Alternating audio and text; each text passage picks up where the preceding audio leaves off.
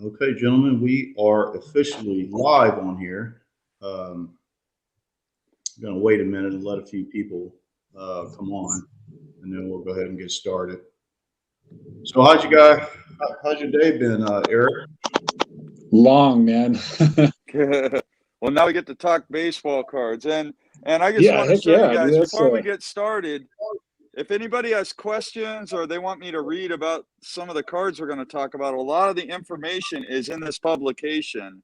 And for all the 90s collectors, anything after, like, I would say get it like after 2004, 2005. I think this one is from 2004. It's a standard catalog of baseball cards. It's a fantastic publication if you ever have questions about inserts. It gives a lot of information. Like, this one's a great one too. Here's a great one too. Okay. Yeah. The standard catalog. Yeah, yours is a different year, it looks like. Yeah, 2010, but it's really helpful. It gives you a good breakdown of the rarity of the cards and serial number stuff like that. Serial number, pack odds on them and things like that. Oh, it's got pack odds on there. Yeah, it's got pack odds on there as well. So it's just a fantastic resource. Yeah, so I'm going to have mine ready. Aaron will have his ready, and maybe we'll read a little bit about some of the cards we're going to show this afternoon if people have any questions on the live feed, including one of us. I mean, I'm glad you guys have those books because I'm just going to have to go off my memory. Yep. Yeah. Well, and if I don't know the answer, well, you guys can look it up. There we go.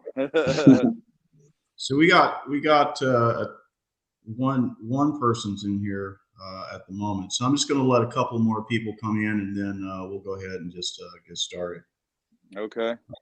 Well, anybody have any mail days today? I do. You know what I got coming in, but the mail's probably getting here about any minute. Oh, okay. So I haven't gotten it yet. You know what I'm getting, though. Yeah, I know what you're getting. But maybe you'll go check your mail when we're done showing our. So let's talk about what we're gonna show off today, maybe, if you want. A's fan, Jim. What's happening, Jim? How you doing, up, brother? Jim?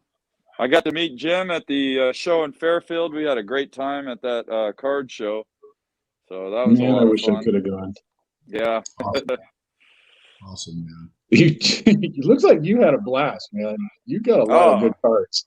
Oh, yeah, I had a blast. I had fun rummaging and finding a lot of those rare 90s cards. I did pretty well. I found some really good stuff, so I was pleased. Next time you'll have to go, Eric. Oh, next year, you know it, man. Yeah, man, we got to go together. Aaron, did you see the Griffey he got? Yeah, I did. Yeah. When he sent me the picture, I was like, "Is that what I think it is?" Yeah, it was unreal. But the other thing he got was just phenomenal, man. The pull holes. The pull holes, yeah. That is just. I wasn't sure what the pull holes was. I knew exactly what the Griffey was, though. Yeah. But I had to double check and make sure that's what I thought it was. Yeah. The first thing I did when I found it in the bargain box, here it is. You guys want to know what card we're talking about, and I'll bring this up later. I'll talk about it later when more people are in the room. But the first thing I did is I looked at the back of it, just to make sure where it says 1 of 100. But it's this right here, 1996 Donruss Studio, platinum silver. This card, there's 100 copies from 96, and you just don't see cards from 1996 with 100 copies in the collecting world. They just barely ever show up. They rarely show up.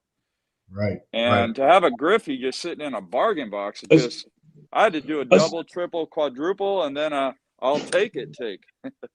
Yeah, because especially with the way how many Griffey collectors there are, and how much money they're willing to spend. I mean, that's why I was shocked.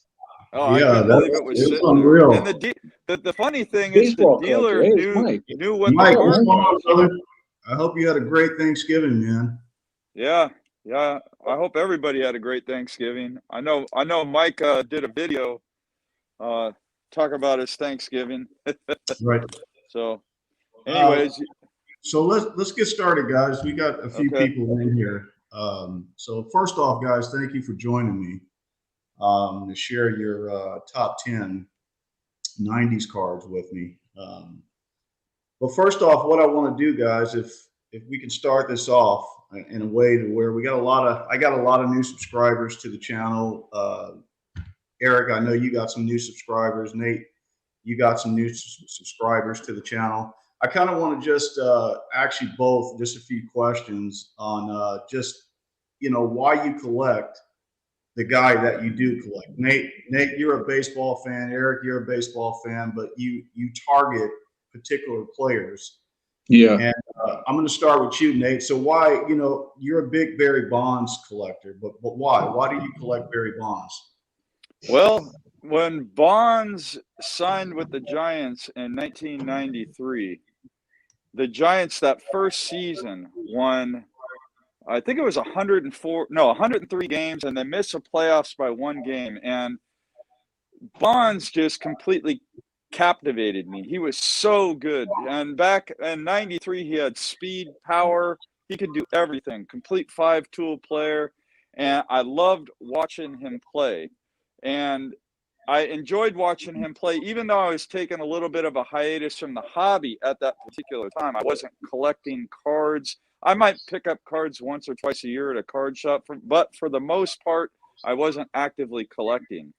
And then when I got back into the hobby in late 96, early 97, I was more focused on other players. But then in 2000 is when I really started to shift my focus onto Barry Bonds. And I remember he was such a dynamic player. Anytime he stepped into the batter's box, I would drop whatever it was I was doing, because I always had the Giants game on, and like from 2000 on especially. I would drop what I was doing. I just watch Bonds hit and just be in awe every at-bat that I ever saw him hit. Just an unbelievable ball player. He brought me so much joy. I remember going to AT&T Park at the time. He's the man that built that ballpark. I love the new ballpark in San Francisco compared to Candlestick. And I started to go to a lot of Giants games in 2000, the first year that they played in that ballpark. And I saw Bonds hit a lot of home runs at the ballpark. Nice. And he's just the most unbelievably talented player I've ever seen play. And I had to, so starting around 2000, I really started to focus on Bonds, and I don't regret it. It's been a wild ride collecting them, but man, it's been a lot of fun. And he's got fantastic stuff too from the era that we're going to show off today. I mean, so the diversity in card collecting in the 90s is just unbelievable. Yeah, Barry Bonds was such a special player, man. He's just fantastic to watch. Did you see that interview? Did you see the interview the other day with Ken Goldman? Yeah. Man, that was so good. That interview was unbelievable because it was completely like unscripted.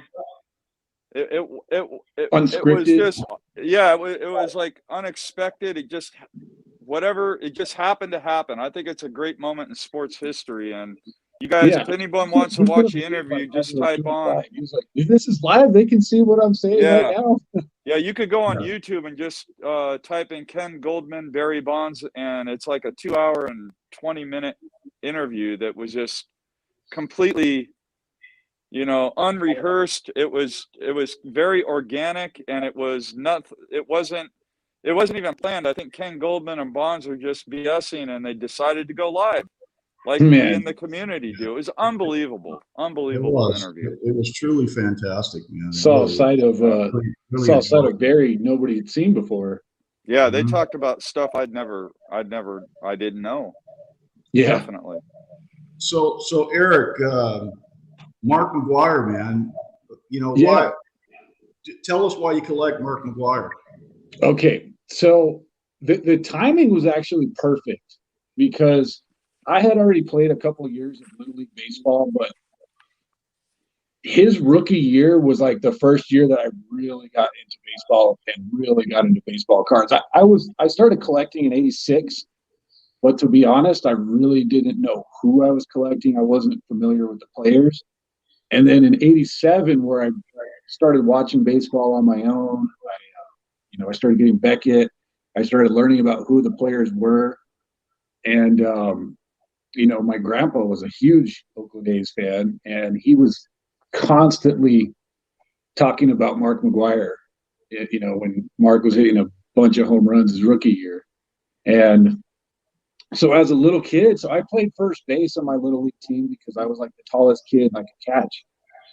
And I just happened to bat clean him like him. So, with the connection with my grandpa, and I kind of thought I was just like Mac, just naturally led to him, looking up to him, and started to, I wouldn't say I started to collect his cards, because I think I only had the '87 Topps his rookie year.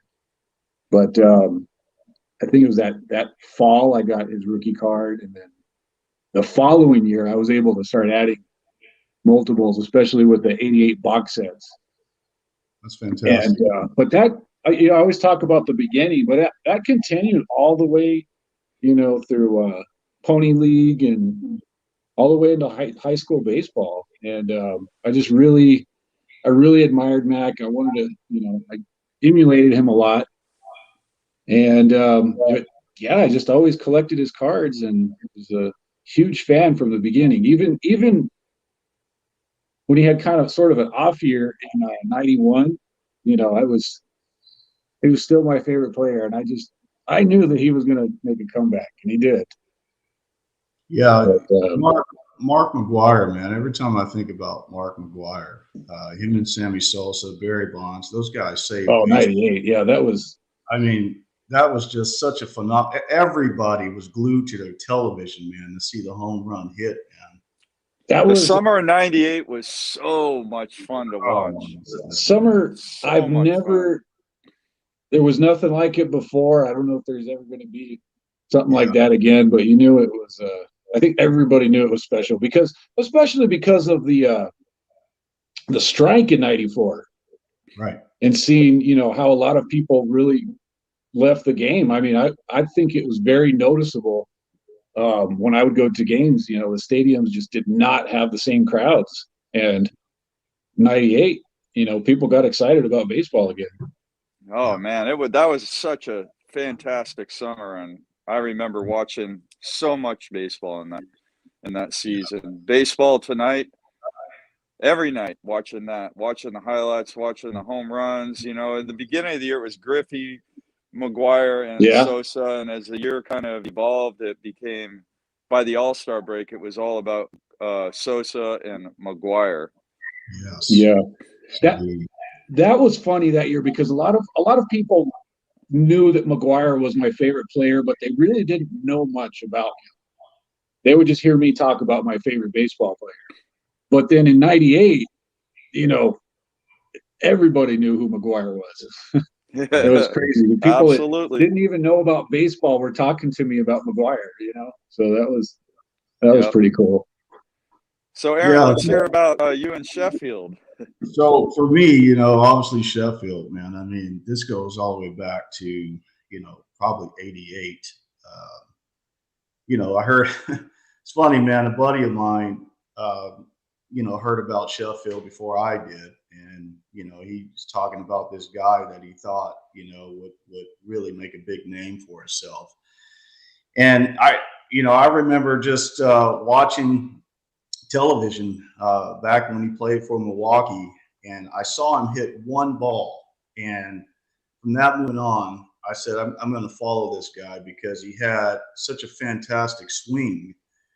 I just felt like, this guy's going to be a force to kind of reckon with. And then as time went on, I kind of liked his attitude. He was kind of one of those guys that didn't take stuff from anybody, and he could back it up at the plate.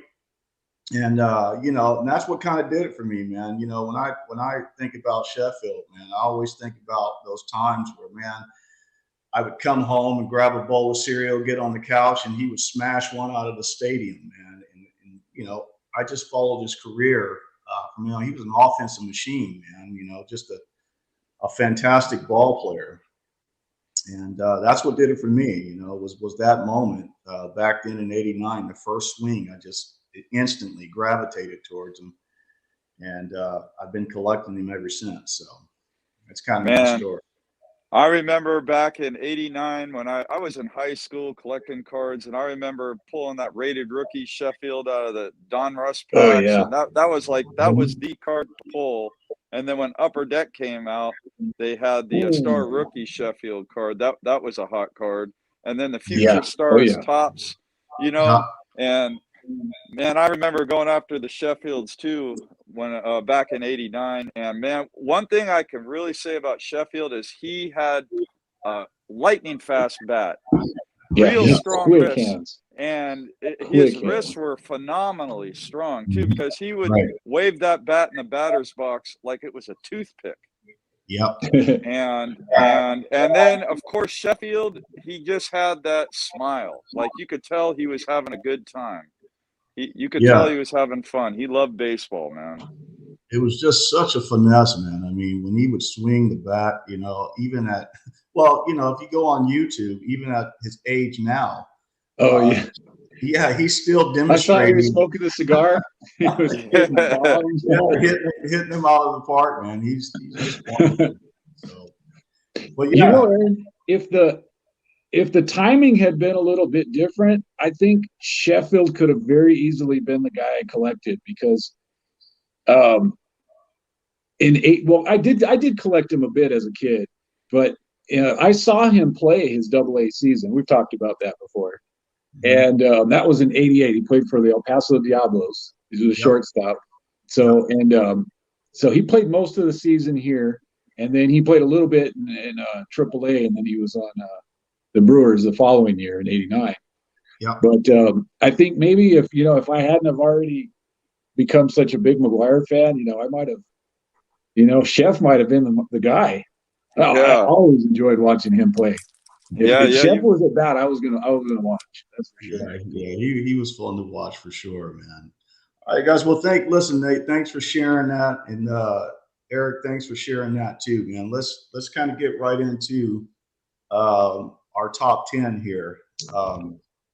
Nate, we're going to kind of take it around the circle, so I'm going to start with you first. Okay. Okay, so to kind of put this into context for the viewers, we talked about showing our top 10 favorite cards from the 90s. And I'm going to start off by saying not every set that I really love, Barry Bonds is in. So not every card in my stack is Bonds. And also, this top 10 could change 100 times within a calendar year. So don't think that this is like card or it's written in stone. It's just the ones that I picked out today that I love, and it got me fired up. I was talking to Aaron on the phone when I was choosing my cards, and he knows how excited I was. So, so I'm going to start off number 10.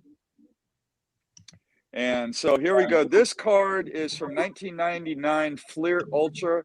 It's a set called Diamond Producers.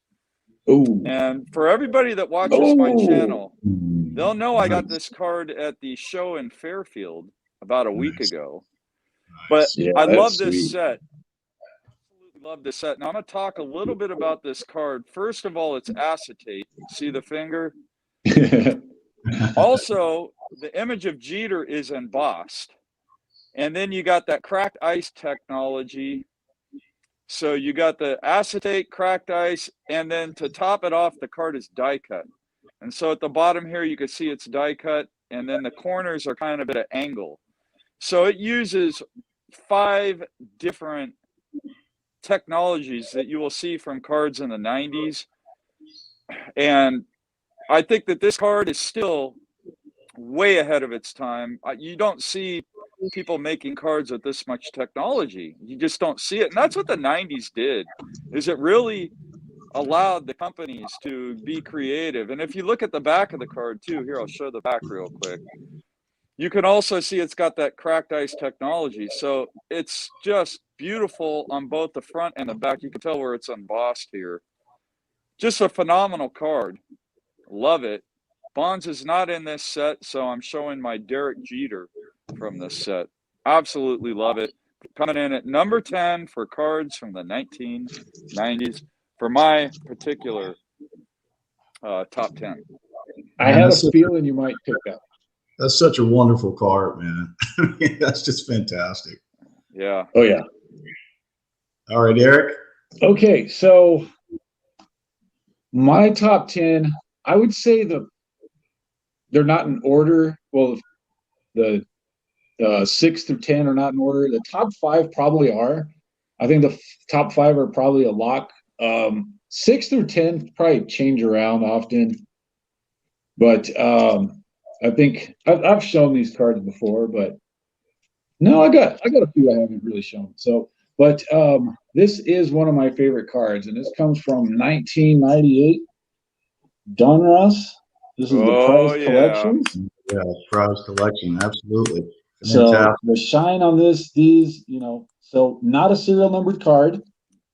However, it did have a stated print run of 55, and it's a pretty darn hard to find. I think just because they're so good looking, it's got to be, I think people are keeping these in their collections. Wow. But definitely, those cards are unbelievable. When I found out that these use the same technology as the Donruss Crusade, I had to get this card, and so that is my number 10. Yeah, Donruss hit it out of the park in '98, man. They're way ahead of the time, unbelievable, absolutely fantastic, man. So number 10 for me, I'm going to go with the actually I'm going to go with the Essential Credentials. Let me see if I can get that in there. Oh, Aaron, that card is beautiful. Can you guys kind of catch that? Yeah, that card is beautiful, man. It's a 1997. Yep. Essential Credentials. Essential Credentials, man. This card has a lot of things going on with it, man. I mean, the outside borders, first off, it just looks like it's just sprinkled shine throughout the whole entire card. And it captures Sheffield. Let me see if I can kind of get that in the better. There we go. You can kind of see it a little better right there. It just looks fantastic. I love that he's in the Marlins uniform and the colors just pop, man.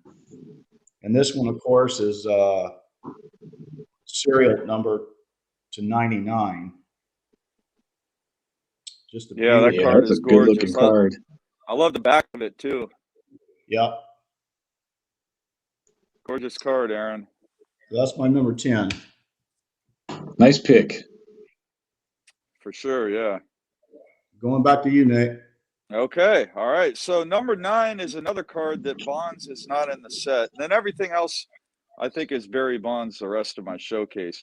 But I'm going to go with the 1999 Fleer Mystique Established. This card, yeah, it's an unbelievable card. It's serial numbered to 100. Beautiful shine, and then the kicker is the back of it is equally as beautiful.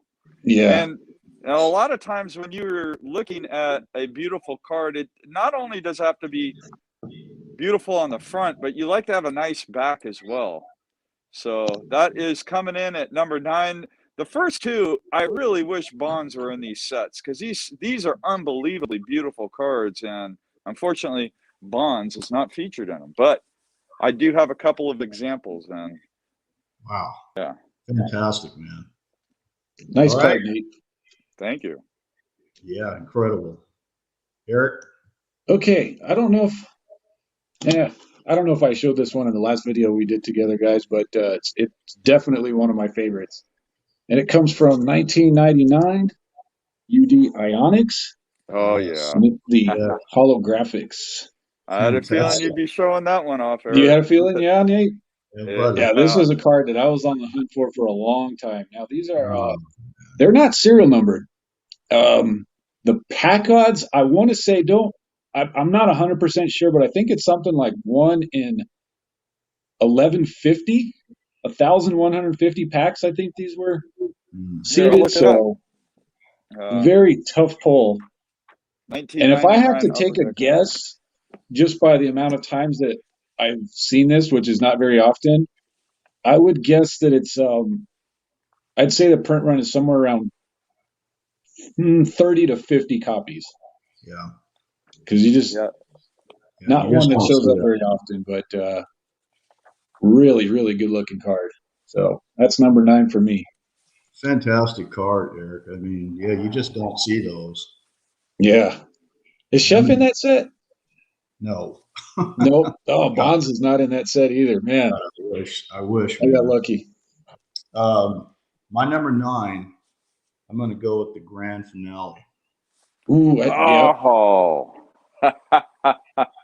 beauty. Unbelievable. Beauty. This card is just remarkable. Look at that. Look at Sheffield in there. I love that, man. Yeah, I love it. I love that set. Right there, man. Sheffield's in there, and of course we know that the grand finale had a stated print run of 50. I believe it is. Yeah, it's just a fantastic card. Everything about this card is just beautiful. It's all gold. It just looks wonderful, man. Yeah, that's a card I wish I would have picked up when I had the chance. Yep. Me too, Nate. I wish you did too. Yeah. All right, Nate, back to you at card number 8. All right, so coming in at number 8, this card, I didn't realize how much I was going to like it till I got it in the mail. And when I got this card, I couldn't stop looking at it. And it's the 1996, I believe, Flir Ultra Gold Medallion Thunderclap. Oh, yes, Thunderclap. This card, just such a beaut. Look at the lightning bolts in the background, how they kind of pop out of the card. Yeah. And this is the tougher to find gold medallion right here. These are like 10% of the print run for the Thunderclap.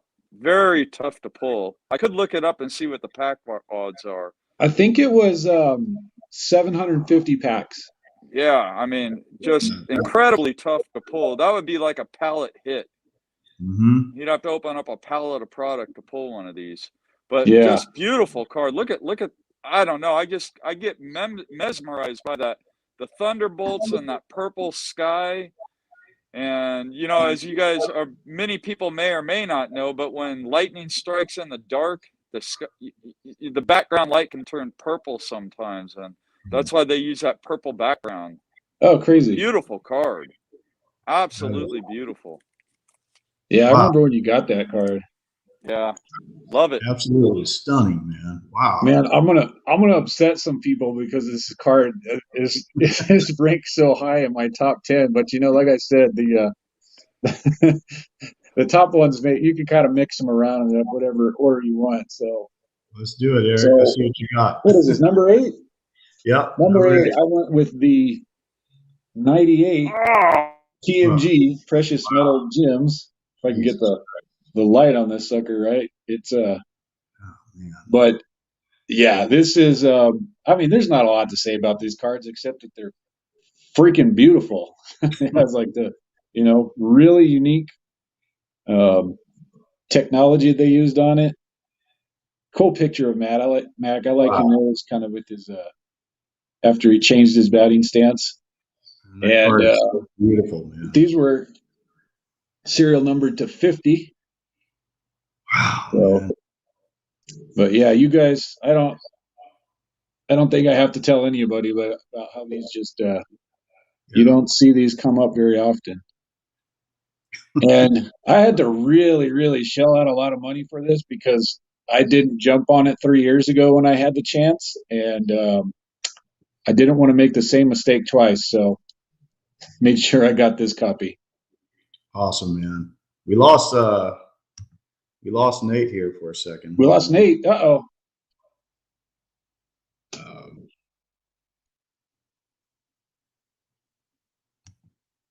His device. Oh, you know what? It's always his internet connection. Yeah. Yeah. Well, I'm going to wait for him to looks like he's trying to come on, but here he is. Here he back? Yep. There he is. Hey, Nate. Welcome back. Beautiful card, Eric. That precious metal I wasn't gems sure is if you saw it. unbelievable. Yeah, I saw it. Mesmerizing, yeah. man. I can't wait till I get the bonds of that if I ever do. Yeah. We're at number, we're at 7? Yeah. 8. Okay. So oh yeah, it's a number 8 for you, Aaron. Number 8 for me, okay. So here we go. My number 8. 8 is going to be the prize collection. Yeah. Ooh, that's a good one. Yep, the preferred power prize collection from Donruss. Preferred. Just beautiful, man. Heck yeah. And like you stated, you know, the print run is 55. It's just fantastic, man. I mean, this card has so much shine to it, man. If anyone out there has never held one of these, I mean, it's just like liquid metal. It's just fantastic. Liquid metal, yeah. Beautiful, man. Yeah. They photographed really nicely too. Yeah, they did. That's the one thing. Here's the back shot. Let me get you a back shot of it too. Yeah, Aaron, that card is just so beautiful, and it's great that all three of us have a player from that particular subset of the 98 Donruss preferred prize collections. Yeah. Yeah, that's an example of a subset card being that I like better, because I like the regular issue as well, but a lot. That's another favorite, but the preferred power I like even more. Yeah, and I think the card community kind of likes that one more than the other one, which is kind of opposite of your typical you know, want list for player collectors and set collectors. Usually like the base card or the flagship card is the more popular, but yeah, not that in this one's case. just so beautiful. Yeah. All right, Nate. All right. Back to you, man. All right, so okay, so number 7, this beaut right here. It's a 1999 Team Finest Gold Refractor. Oh, yes. This card, nice one. Absolutely stunning. And this one's pretty rare for a 90s card, but just a stunning piece. I don't know if I peeled this or if it came peeled, but the peel is gone. I wonder, God, if I take it out. Yeah, that is a great set. Look at the, just look at how shiny it is. Yeah, that card. I probably shouldn't be putting my fingers on it, but I could always wipe it down later. Man, it's just really shiny. And then I'll show you guys the back too. Let me put the lid back on here. But here's the back. And of course, it's numbered out of 25. If you're looking to get your player, beware of backdoored issues that are not serial numbered. If it's not serial numbered like this, it's not pack issued. It would have been like a replacement card from TOPPS. But just a beautiful, beautiful card. Love it. 1998 finest, Team Finest Gold Refractor, numbered to 25. It's good that you mentioned that about the serial numbers, because Bill just picked up the red. I think it was the red refractor he needed to complete the run. And yeah, when he got it, he realized it wasn't serial numbered. So yeah, he's still on the look for the serial numbered one. He was a little disappointed, but I know he said he was going to keep that one as well. Yeah, I mean, I would keep it too, but still chase after the pack issued one. Yeah, definitely. Yep. On you, Eric. All right, guys. Number 7. Man, I love this card. I freaking love this card. 1998 Pinnacle Certified Mirror Gold. Man, beautiful. So, not a pack issued card, because Pinnacle went bankrupt before these ever got put into packs. But you know, there was the Pinnacle bankruptcy fine in 2017, where ex-Pinnacle employee had, I think, at least one complete set. And I think he had some extras of some other cards. And yeah, that's how these got out into the open. But it is too bad that this set never came out, because they were unbelievable. I mean, they were, man, they were about to take the card world by storm, I think. I think they didn't have a serial. This one at least doesn't have a serial number. I don't think they were going to be serial numbered, but I believe the print run was supposed to be 25 on these for the Mirror Golds. So, however, I only know of 2 copies of this card. So there could be more, but I know of 2 of them. I think we lost Nate again, Eric. Yeah, we sure did. You know, when I move out there, we'll just go live from my phone instead of using his Wi-Fi. Oh man, I tell you. All right. I'll have to have him log into his account on my phone though, because I can't go live from mobile. Yeah. So we're at number 7, right? Yes. Okay, so hopefully I got some feedback again. Hopefully Nate can jump back on. I'm trying to wait till Nate jumps back on here.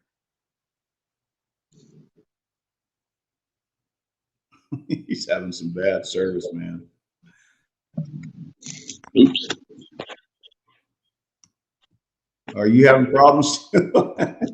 You know what? Yeah, I was getting some feedback from the mic, but I think I fixed it. Okay. Best card era, in my opinion. Love it. Hell yes. Ben, wait, triple 3. Now, man, we should have had you in here, man. No kidding, huh? Ben is. I've learned a lot from Ben. A lot. Absolutely, man. From Nate, from you. That was one of those things when I first got into YouTube, when I first started meeting people, I realized I didn't know as much as I thought I did. And Ben was definitely one of those guys that I know the feeling, man. Learned quite a bit from him. If you ask Nate, he'll say the same thing. Yeah, I'm not sure what's going on with Nate, man. I can't get him back on, man. I know we're gonna have to replace Nate with Ben. Yeah. Hey, what's happening, Ken?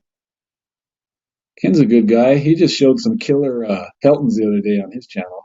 Yeah. Well, I'm going to show we're at 7, right? Yeah. All right, we'll keep it moving, man. I'm going to go at number 7. I'm going to go with the 1996 Pinnacle Skylines. Oh man, there you go. And this card is just fantastic. I mean, this is what it was about for me, man. When I saw this card, I had to have it, man. It just I'm so jealous that Mac is not in that set, Aaron. Yep, it just features Sheffield just towering over Florida, man. Dude, they're just so cool looking, man. They're fantastic. That was a unique one. I can't think of any other card that looks anything like that. You know, it kind of has that rainbow foil across the top, and then the acetate right there, and then the city down here, and then of course you got the Flir that's towering over the city. It's just a wonderful card, man. I mean, Pinnacle, they just knew how to do it back then, man. It's just heck yeah, man. Love this card. I remember Nate's excuse for not wanting to pick up the bonds for a long time. It was really funny because he said that was the house from Full House, and that was the reason he didn't want the card at first. I was like, Nate, you gotta let that go, man. I was like, that card is so cool looking. Like Yeah. Well, Eric, man, I don't know if Nate's going to get back on, man. So maybe we'll just maybe he can just okay up. Well, what is this, number 6? Number 6. I guess looks like I went with a 1-of-1 legacy masterpiece, and man, this lighting doesn't look too good, but yeah, so this is the row 1 from 1998. Yeah. Flir Showcase Legacy. So it's the purple instead of the blue. That is beautiful, man. But yeah, I really Wow. I felt really lucky that I was able, I mean, if there was a masterpiece I wanted to get, it would be either this one or the Rose Zero. And so and this is the legit one of one, because the pack issue, I mean the replacement cards of these, they don't say masterpiece on them. They don't actually say, so the card will look identical, but it does not say masterpiece on the back, which the replacement card. Hold on, Eric, it's Nate. Is he back? Nate. Look at that shine, Nate. Uh-huh. I don't hear him. All right, Nate.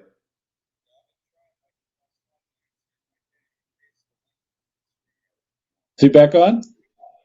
Oh, wow. You want me to try to send you the link or? Oh, it sounds like you're on the phone. Okay. All right. Well, we're going to keep going. Oh. All right. Sounds good. All right. Yeah. Eric, that was Nate. I figured that. He's having technical difficulties, man. So we'll just keep rolling. You know what I realized? There's more Cardinals cards here. Yeah. Oh man, that's funny. I can show a card that's not on the top 10. What you got there? Here's one that's not in the top 10, but it's cool. Oh yeah. So this is actually another bankruptcy card. This is because I think everybody that was in Epics had at least one of the sets that didn't get pack issued. And so, yeah, for Mcguire, it was the game. This is the purple one. So. Yeah, that card is fantastic, man. The last card you showed too, man, was awesome. I had a chance to get the Sheffield's 101. Not cheap, huh? But I missed out. I lost out on it in the auction. Did you really? Yeah. Man, I would have been egging you on. But what I didn't miss out on is this one, Eric. what you did not miss out on. So let me show you this one. This is oh yes, I love that set. I love the Star Factor, man. This was one of my favorite cards, man, in the collection. No doubt. Yeah, because you get 2 for 1 with those. Yeah, the exposure was just fantastic, man. And of course, these ones had the stated print run of 40.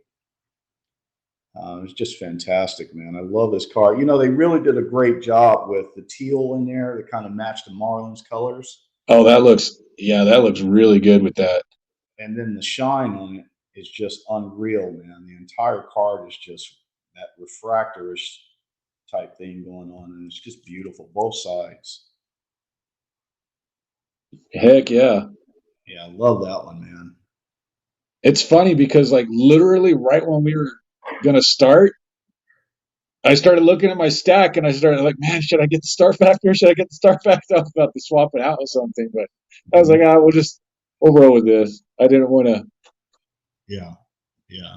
I didn't want to drive myself crazy and put too much thought into it. So that I don't think any of us could have actually made a bad top 10 list. No, man. You know? No, not at all. So that would have been my number 6. Number 6? Yeah. Now we're gonna go with the top 5, huh?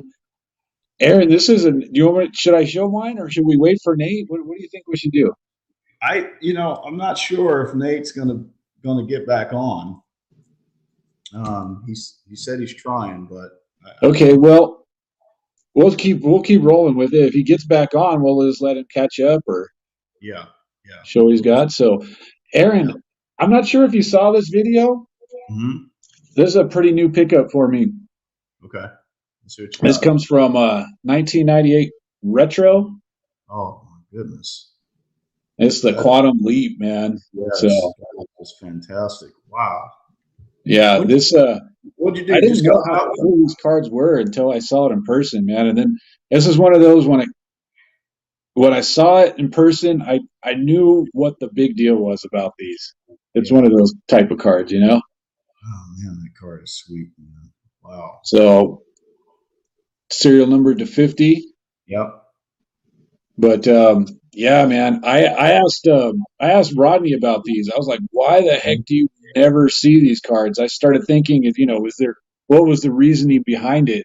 Was there, is it one of those that product didn't sell well, the cards got thrown out? He's like, no.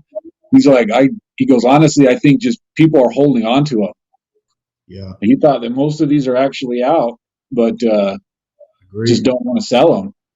Yeah, you don't see those too often for sure, man. No, this is the first one I've ever seen for sale. Wow. So I have one other friend, another Mcguire collector that has one. Mm-hmm. I'm not sure when he got his. I'm imagining quite a ways back, but this is the first one I've ever seen for sale. So what a card. This came out of that set break too, by the way, which is I can't believe somebody actually put this set together. Oh man! Wow.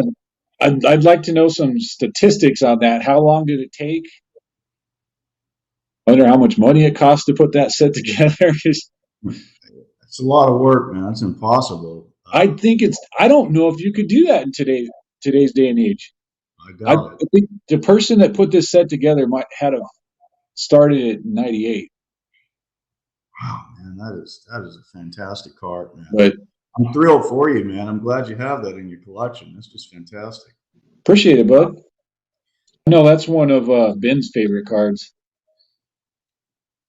So mine, let me show you my next one,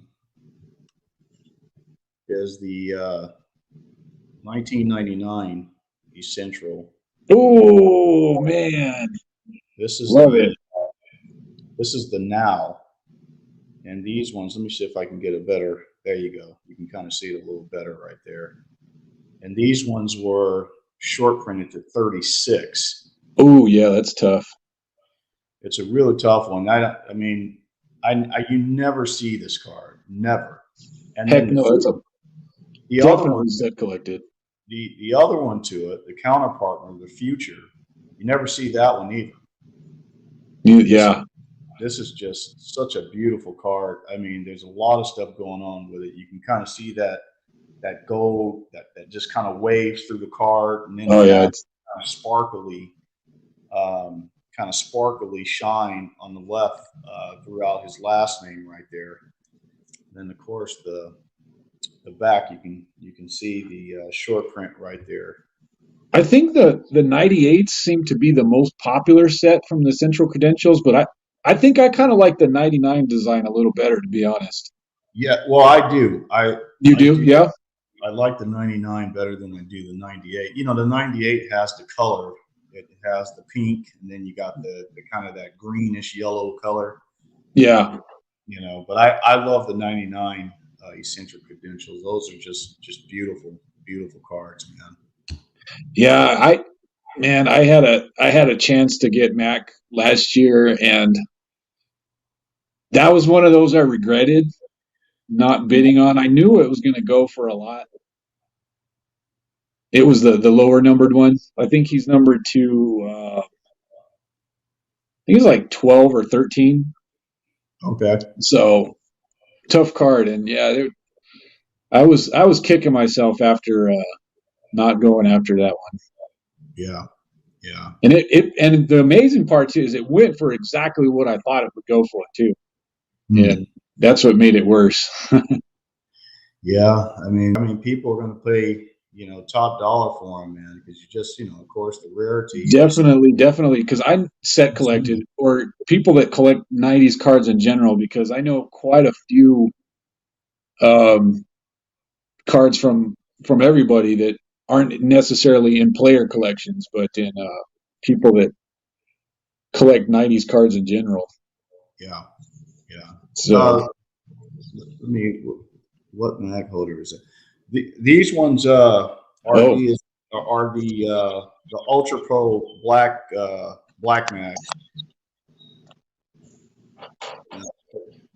Yeah, those are cool. yeah, they add a little flair to the card. So what we got next? So top 4. Okay, this one was for a long time. This was my most wanted card, and I missed out on this card more times than I can count before I had to keep. And the price kept going up and up over the years. Yeah. But I finally landed it about a year ago. That would be 1997 Topps Finest Gold buddy. Embossed Refractor. And I apologize that I've just not been able to get the lighting right, because this card is oh my goodness, man, that is just fantastic. These are some of the best looking cards that ever. And so when I finally got my copy, man, it was a very big deal. Oh, so this one, this is so it's got the atomic refractor pattern that they used in 97, which is probably my favorite atomic refractor pattern. Yep. So you can't tell, but Mark is actually embossed. I wonder if you can kind of see him on the back here. Yep. So he's actually embossed, and then it's got the decal edge. Yeah. Oh man. So they put everything into this card. Man, it's now. So I've heard different what people. They're not serial numbered, and I've heard different people's thoughts on them about what the print run can be, and I've heard anywhere from 25 to 50. Yeah. I think 50s. I don't think there's quite 50 copies. I would guess. I think more around 30 to 40. Yeah, that's what I'm thinking too. I mean, I've heard up to 50 as well, but I think if you collect a player long enough, you kind of start to realize patterns of like how often cards show up. Yes. And this one's kind of an every other year it seems to surface. So there hasn't been one for sale this year. So, but I would bet money that one will show up next year. You know what's interesting about that card too, man, is that for Sheffield, I had never seen a Sheffield pop up, and I gotta share this with you. Yeah. It was one night I was on the phone, matter of fact, talking with Nate, and we were both going back and forth about cards that we wanted to add to the collection, and of course that card came up for me, and I was like, man, it'd be nice to find one, right? So we went on to eBay, and I'm telling you, it had been years since I've seen one. And the first time we click on eBay, Nate told me to put in this type of search. So I put the type of search he told me to type in, and that card popped up in Sheffield. Yeah. I remember when he told me about that. Oh, it was so funny, man. And here's the other part too, is that's my number 4 too. Oh, sweet. Man. Heck yeah. Oh, that's funny. Oh, and you got yours in a 9.5. Yeah. So you got a real nice copy. I think that particular card looks great in the Beckett slab with the gold. Yes. Yeah, it does. I mean, this is just incredible. It's such a tough card. It's beautiful. When you have this thing in hand, it's like Sheffield's popping off the card, Yeah. How things are embossed. I mean, it just looks fantastic, man. Really love this card. Oh, yeah. Have that one in the collection. So that was your number 1 for a while too, huh? It sure was. Nice. It sure was, man. Oh, that's funny. I wonder, Aaron, I know what your collection looks like. I know what you have, and I'm starting to wonder what your top 3 are going to look like if yours and mine are going to be pretty similar. Yeah, they probably are. I got a feeling, yeah. I know what you got, man. You know what so I'm thinking, I'm wondering if these top 4 are going to be the same. Probably. Okay, so this is what I went with, number 3.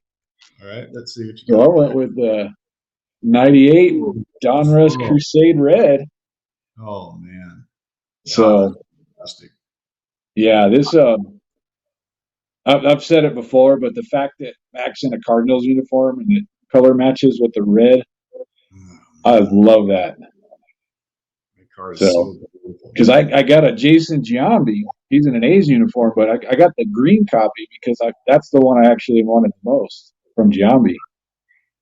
But yeah, we're going with Mac. I got to go with Red Crusade, which here we go. Serial number to 25. Yes. Oh my God, man. And man, these are. It's been quite a while since I saw one of these. So this set just, I mean, being one of the most popular sets of the 90s, hands down. I mean, it's you know, these are getting harder and harder and harder to find. I think it's been quite a few years since I saw one of these show up. That's a card, man, that's still on my list. I don't have it, man. I've had multiple opportunities to get it, but oh man, you won't regret it when you finally get one, Aaron. I know, man. That thing is so beautiful, man. Wow. All right, man. You landed thick. Let's see. My number, what's this? 3, right? 3, yeah. Okay, so my number 3 would be the totally certified gold. Oh, man. Yeah. This card, I don't even have to tell you, Eric, how tough this card is. I mean, it's a card that I'm telling you, it took me forever to find. Oh, heck yeah. And you know, the numbering out of 30. Yeah, I can't see. The lighting's not picking that up in there, but I think the Dufex is the best on that card. Yes, agreed, man. You know what I did with mine? I didn't keep the peel on there. I peeled it. Okay. Because I thought that it would just look better, and it did. It did. Yeah, it looked a whole lot better, man. Nice. Yeah, so I don't have Mac's regular card in the set. I have the subset, but I'm still on the lookout for that one. That's a tough. It took me forever to find it, man. I'm thrilled I got it in the collection because I know what it took me to get it. Yeah. No, I couple years ago I had an opportunity to get one, and I must have recently had spent a ton of money and decided to sit it out. I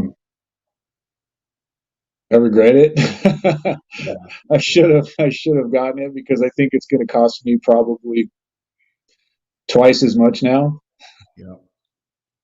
Yep. So, but okay, I think these two are probably going to be the same, Aaron. I got a good feeling. All right. So, let's check it out, Eric. What you got, man? Number 2, recent addition. This was actually the most I ever spent on a baseball card, Aaron.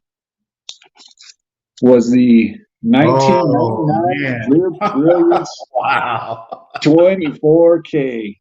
I see you guys. You're gonna have some leprechauns mad at you too, huh? Yeah, for stealing his gold, right? Leprechaun mad stealing his gold. I mean, Aaron, it has been a while since a card made my heart stop. When I saw this listed, I was like, "Oh my gosh!" Wow! Because I've never seen this card for sale. This is so I've only seen a picture of one, but I don't actually know anybody that has this card. So, God dang, man, that card is beautiful. Yeah, it was, and you know, since I've been looking for this card for so long, I was prepared. I had an idea of what it was going to go for. And so when it was listed, it was right in that ballpark where I said, okay, yeah, I'm ready to pull the trigger on this. And I'm so for you, man. It's such a beautiful card, man. I mean, yeah, and I think I called Nate right away. I think he was at work and couldn't answer. He was busy. I don't know. He said, I'll call you back tomorrow. And so I had to wait like a whole 24 hours to tell him about this card. man. God, that's fantastic, man. But yeah, this is so let's see it. Let's see it. Number 2. You know what's coming.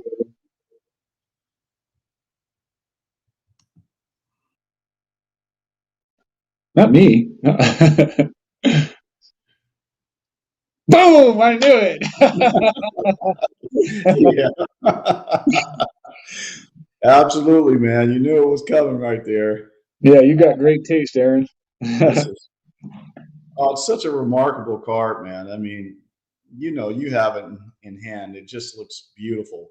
Probably one of the most mesmerizing, you know, just beautiful card to me, man. I mean, it's tough. It's tough to beat this card, man. It just looks that good. It really is. Tough to beat this card. And this one, whenever I would see people show pictures of those, man, I was just like, gosh, I gotta get one. Yeah, can't really get that numbering in there. The lighting won't catch it, but you know, out of 24. Dodgers, man. Yeah, that yeah. No, that's a beauty. I remember when you showed that when the last time we went live, it was quite a while. Was it about a year ago? Yeah, about a year ago. Yeah, and I was just like, oh, I don't have that card, Aaron. But this time I got to join you. Oh man, so that's an awesome one, man. I love that card for sure. But I'm really curious to see what your number 1 card is going to be, man. Oh, my number 1 card. You know what? I don't think this is going to come to a surprise to very many people because it's my favorite card in my collection. Oh, the 1996 Mirror Gold. Yeah. So, I mean, you know what? I show this card all the time, but it's all right. I mean, because you know, it's my favorite card. Right. You know, I love that. I love that Mac is in an A's uniform here, and you know, the green and gold, that looks so good together. He's got the green jersey on. Yep. So, I know you know this, Aaron, but for those who don't know, these were like the first very low print run cards. So this not serial numbered, but it had a stated print run of only 30. Yeah. So on the gold, there's also a mirror blue, which I have, and that's a stated print run of 45, and a red, mirror red, which had a print run of 90. Yeah. But yeah, man, Aaron, I remember when this set came out, and the fact that I had never seen one of any player or any mirror for that matter, I thought the chances of me ever getting a Mcguire was like about as realistic as winning the lottery. Yeah. So if you would have told me when I would have got this card when I was an adult, man, I wouldn't have believed you. I can relate to that, man. I didn't think I would ever find a Sheffield, and you know, just lucked up. You know, the funny thing is that card. Listen, that card would have been probably my number 2 card. My number 2 card in my collection. The thing is, I have it locked up, and I couldn't get to it in time to put it in. Oh shoot! Hold on 1 second. Let me fix this audio again.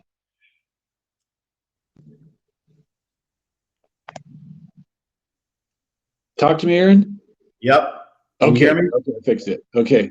Yeah, so that card definitely would have been in my top, you know, 1 or 2. But yeah, I don't have it with me right now. Oh, no way. Yeah, so it's locked up, but it flips, you know, either one or two. But yeah, this part right here, I think you can appreciate. Oh, what is? Oh man, I don't know what you're going to show. This one is just. I can't tell you how hard this card is, and I think when I show it, you're going to realize, you know, why this is here. Oh man, did you get that recently, Aaron? I can't. No, I've had this in the collection for a long time. You've had that for a while. I guess I forgot about it, man. Yeah, that's the starting. That's 9. Something. I mean, that's something. You don't see those every day. Listen, these ones you don't see at all. I mean, I've never seen another Sheffield ever. Wow. I mean, ever. This was the only one I ever seen, and this one's number 6 of 9. Yeah, no, incredibly tough pulls. So I just, it's crazy. I've seen the mirror golds come up. I've seen the well, I've never seen the 24 gold come up, but I've seen the other ones pop up once. But that one I've never seen pop up at all. Now I know for a fact people were trying to put that set together, and there was recently I saw a Mcguire and a Bonds because it was for sale in a lot. Oh my goodness! And they wouldn't break it up. They would not break the lot up. And I mean, mathematically, I did the math to see if it might be beneficial to buy the entire lot and then sell to all the player collectors. But the fact that there was a lot of semi-stars and commons in there, I wasn't sure that we're going to be able to move. Yeah. So I just, in the long run, I decided it wasn't the best idea for me to shell out that money until I get the Mcguire. So I got you. Yeah. But yeah, that's as far as that being for sale, that's the only one I've seen. I do have a friend of mine. He's got one. Okay. So yeah, I know of 2 of the 9. I've never seen them. I mean, this one popped up and I snatched it quick, but prior to getting it, then I had never seen one ever. Well, I can imagine that they probably made that was Flir's flagship product at that time, Flir Tradition. So I would imagine that they probably made a lot of product. So sorry, guys, I'm having issues with. Well, Nate, I'm sorry to hear that, but I hope you enjoyed seeing our top 10s.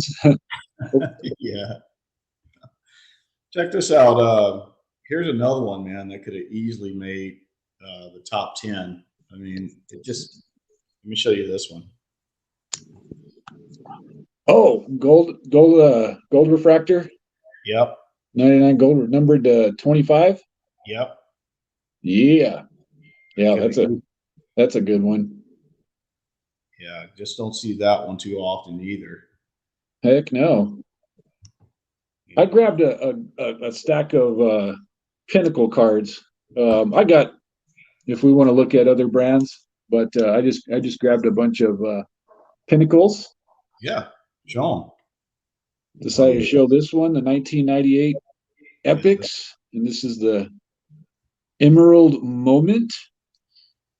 So this is the tough one to get. This is the one that had a stated print run of 30.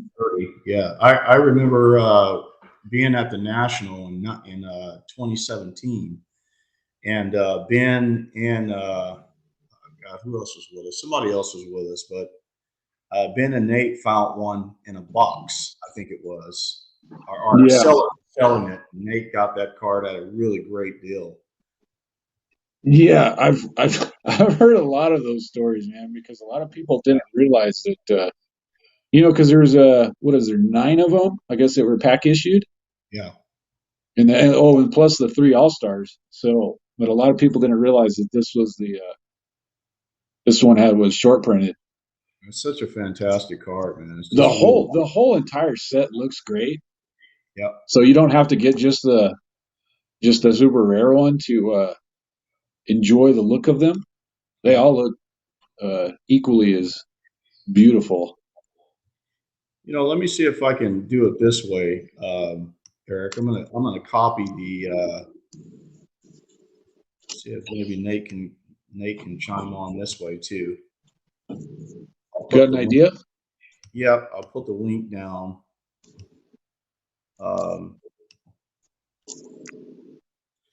Nate, if you dare, man, I just put the link down in the comment box. Maybe you can click on that and join.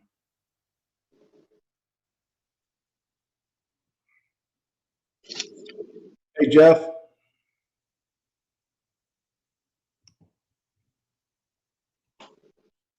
Oh, yeah. Wow. So this is the 1998 Team Mirror Gold from Pinnacle Plus.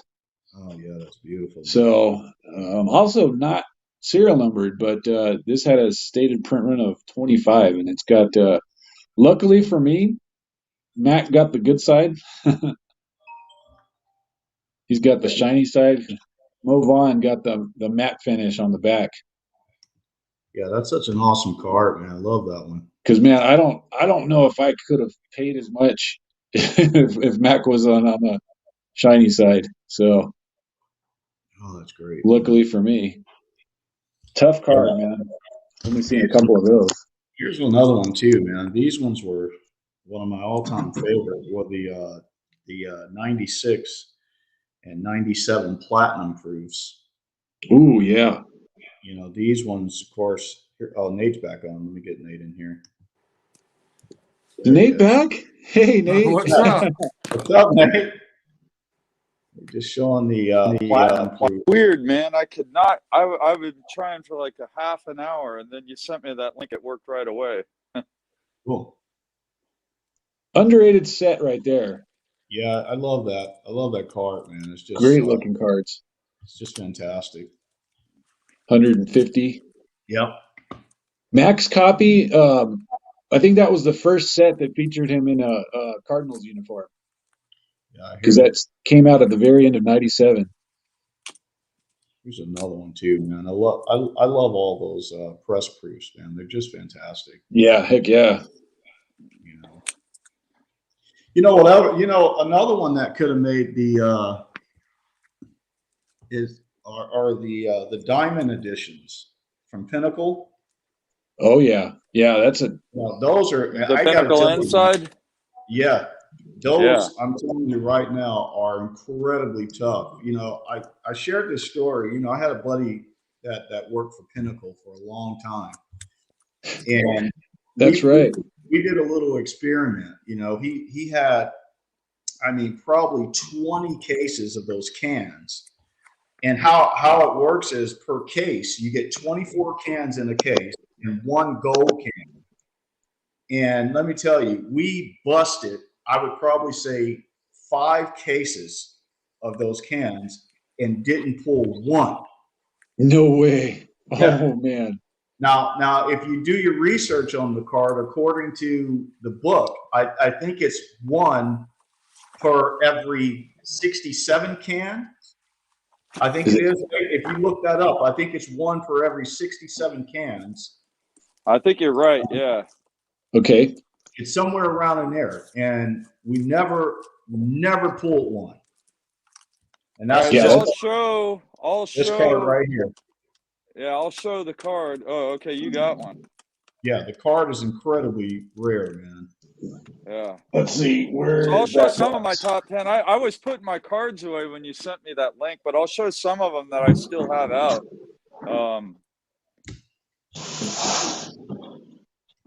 And then I'll have to go back and watch the archive video. But I think this card right here it's overshadowed by the gold embossed refractor, but I wanted to share the silver embossed refractor from 1997 Finest.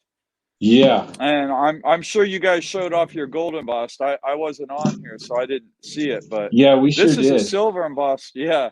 The silver embossed gets no love because it gets overshadowed by the gold. But this card is beautiful. And here's the back. And just like with the gold, you got that embossed technology and that shine on the back as well. And then of course Aaron was talking about this card, the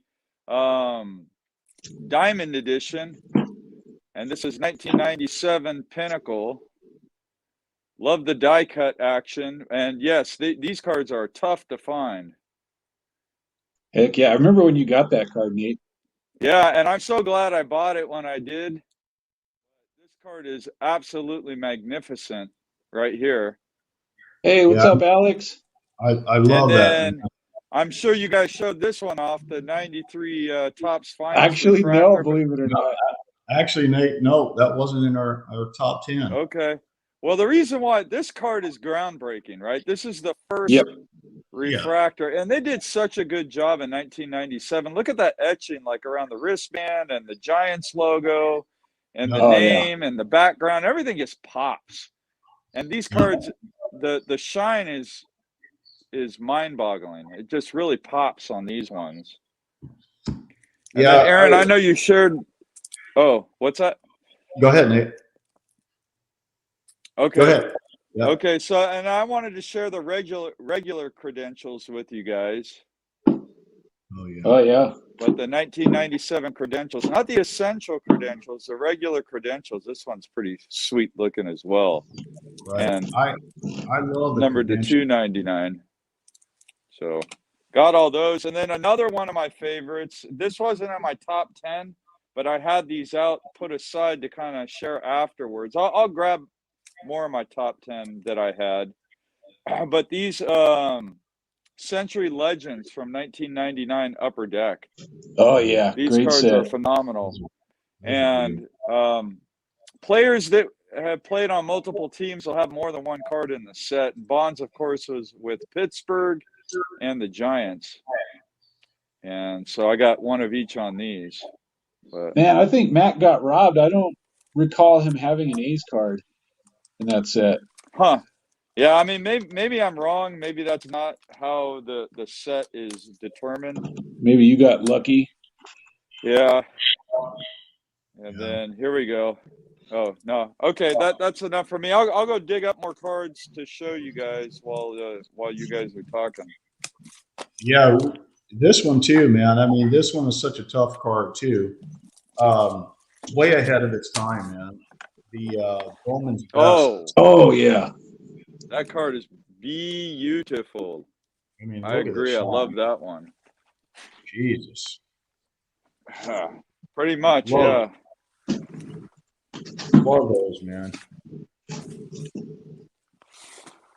So. All right, and then here's another couple of cards here.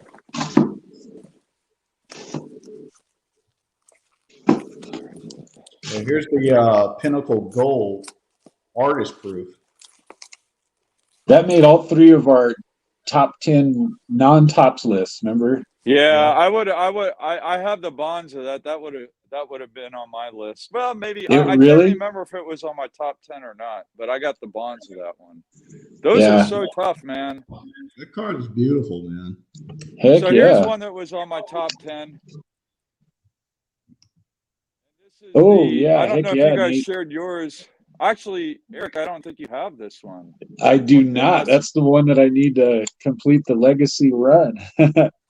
But yeah, this is the pack issued, and I have to repeat pack issued because Eric has one of the non-pack issues. But this is a 1998 Flir Legacy Row Zero, and everybody that's familiar with that Mojo technology on the modern Panini cards and Topps cards, this is the first time that technology was ever used on a card, back in 1998. But look at that. Oh, you know what? I gotta get some of the glare out. I gave up on trying to get back in here, but now that I'm in here, I gotta But yeah, this card is unbelievable. And then for those of you that are unaware, the pack issued ones will have the player's name in blue. Right there. The ones that aren't pack issued will not have the player's name in blue, like the factory replacements, and also the numbering. The O and of and the 0 is going to be different font, and the fake stamped ones, the O and of is the same font as a 0. But anyways, just a little bit of something to look out for if someone is looking for their player. As a matter of fact, there's a Bonds one of these on eBay right now, and it is not the pack issued one. ComC is auctioning it off, and it is one of the replacement ones, not a pack issued. But there we go, the 98 Flir Legacy Row Zero. That card is beautiful, man. I love the Sheffield one too. Oh, you got Chef. The Sheffield one is incredible too, man. And then what other? Yeah, I try and every time I see a fake Mcguire, I try and let all the collectors know that it's a backdoored copy. Yeah. Here's one of the it would have been so much cooler to have if somebody hadn't come along and put a fake serial number on it and ruined it. True. Yeah. Let's see what you got there, Nate. So this is one of the first Easter egg cards from Donruss. This is a 1996 Power Alley die cut. And man. Anyways, what makes this card so cool is the first 500 of these, it has a print run of 5,000 when you look at the back. This is numbered 64 5000, but the first 500 of them are die cut, so it's a little bit deceiving. The print run is deceiving, and you can kind of see the cutouts. The one that's not die cut looks like this, right here, and these are also part of the same 5,000 print run, but anything numbered 501 to 5,000 is not die cut. So that's like one of the first times that Donruss did that little Easter egg. And this is the 1996 Power Alley. The first time I can remember. Kind of a groundbreaking card as far as some of the trends that you'll see from Donruss in the late 90s. And also when they came back. So here's a card I do not have of Mcguire. That'd be 1999 Skybuck Premium Rubies, which, man, the technology, the shine they used on these, man. I can't believe I don't have Mac yet, but I am sure glad to have the Jambi. Yeah, that's those nice. Are serial number to 50. Oh, that's beautiful. Yeah, buddy. Yeah, good looking card. Yes, it is. So, now, I don't know if you guys showed this one on your top 10, but I'll show mine. Oh, boy. I didn't show it. That one didn't. Yeah. All right. Well, let's show this one off so viewers that are unfamiliar with the 90s might dig this one. But this is, 1997 Donruss Preferred Precious Metals. This one has 1 gram of gold in it, and there are 100 copies of it. The card is actually encapsulated in a piece of plastic. That's why it looks the way it does in this magnetic. And the plastic is a little bit bigger than the card itself, so it fits perfectly in the magnetic. These cards have 1 gram of gold, and they made a platinum as well. Some of the players are platinum, some of them are gold. But these cards are unbelievable, and this is the base card from the set. I have like a little rainbow I can show you guys, and they did the same thing in 1998. But here's the 97 rainbow, the regular Donruss Preferred, the cut to the chase, die cut parallel, and then the precious metals. So fantastic card there. I wanted to share with everybody, and if you're not familiar with that one.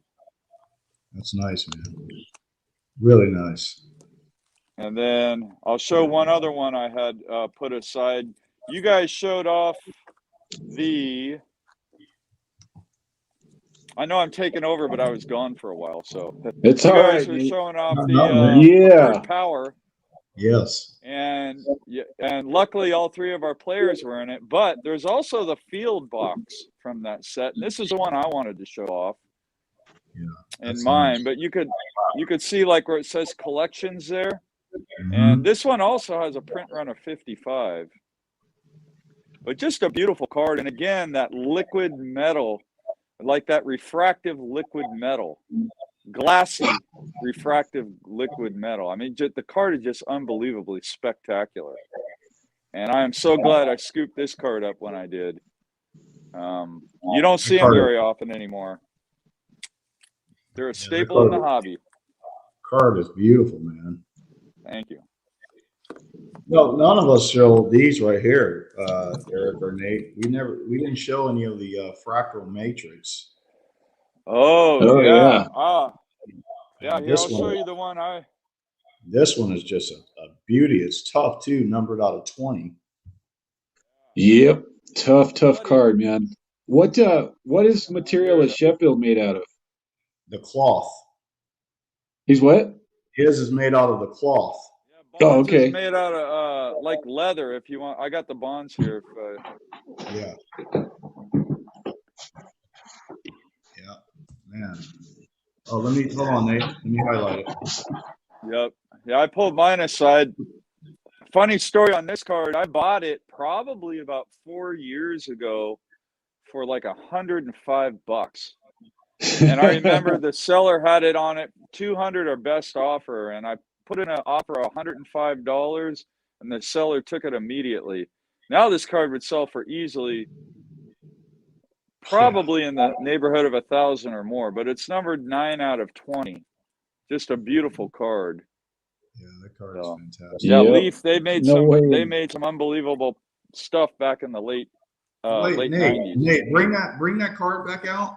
Okay. So let me find it.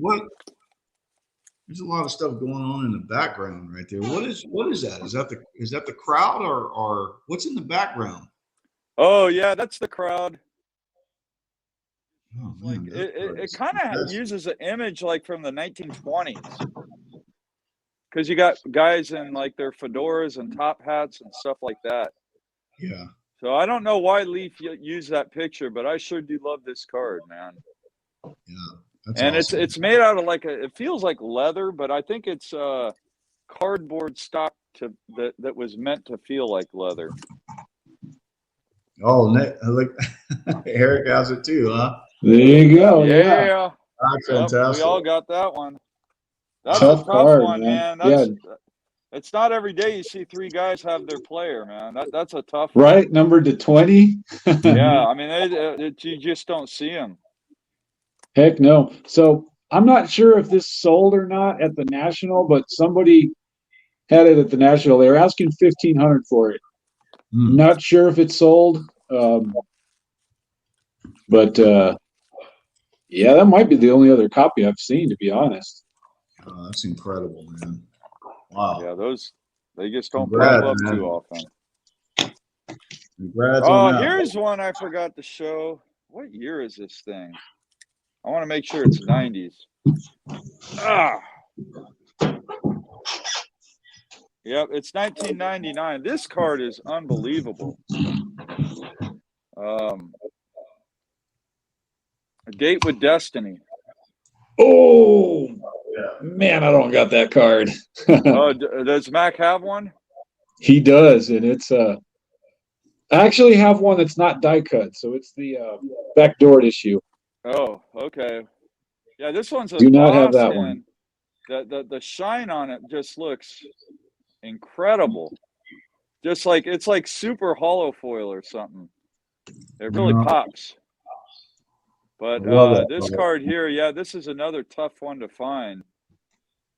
And the one I have is in pretty rough shape, but I don't care because you just don't see these. That's the thing about some of these 90 cards. You just never see them. You got to take what you can get. You can't worry about condition. Yes, absolutely. I'm super thrilled to have it in my collection. So Date with Destiny. A lot of the 90s cards are condition sensitive. Oh, yeah. Big time. Here we go. Here's one that you don't see very often. That's the Score Hobby Reserve. Oh, yeah, from Score. So I don't know what the deal is with this card, man, but I think this is the only one I've seen. Tough card for any player, but they were only available in like the jumbo packs. The hobby, they were called Hobby Reserve packs. Reserve packs, yes, which I think we're supposed to be like a premium pack or something, like supposed to be a step above. Yeah. Don't quote me on that, but I think that's what it was, and so that these were only available in those, and I think they were tough pulls to begin with. So, but yeah, that's one that a lot of people actually don't know about as well. Yeah, the Hobby Reserve will definitely sneak up on you. Here's one here. I'm sure you guys showed some of these in your showcase, but I just figured I'd show. Did not show Medallion. This is from. Yeah. What's that? No, that's one of my favorites. Here, let me get out of this. Whoops. I love the penny sleeve just broke on me, but there we go. Platinum Medallion. Oh yeah, those are beautiful. Yeah. Heck yeah. From Flir Ultra. This one, the short printed 86 out of 100. Really tough to find. Yeah, that's an awesome card, man. Yeah. This one too. Let me show you this one. This one's I don't ever see these pop up. These ones are the 98, I think these are 99. I'm sorry, the upper deck coppers. Oh yeah. Yeah, you never Those see are numbered this. to 100. Yeah, exactly. I never see that's that a great card, man. Ever. Yeah. And then the Encore, the gold Encore has the same Photoshop. Yep, 125. Yep, 125. Beautiful, beautiful. Oh yeah. Nate just got a card from that set recently. Mm-hmm. Do you have this one, Eric, the copper? I do. Yeah. You know what? I got a story behind that one. Hold on.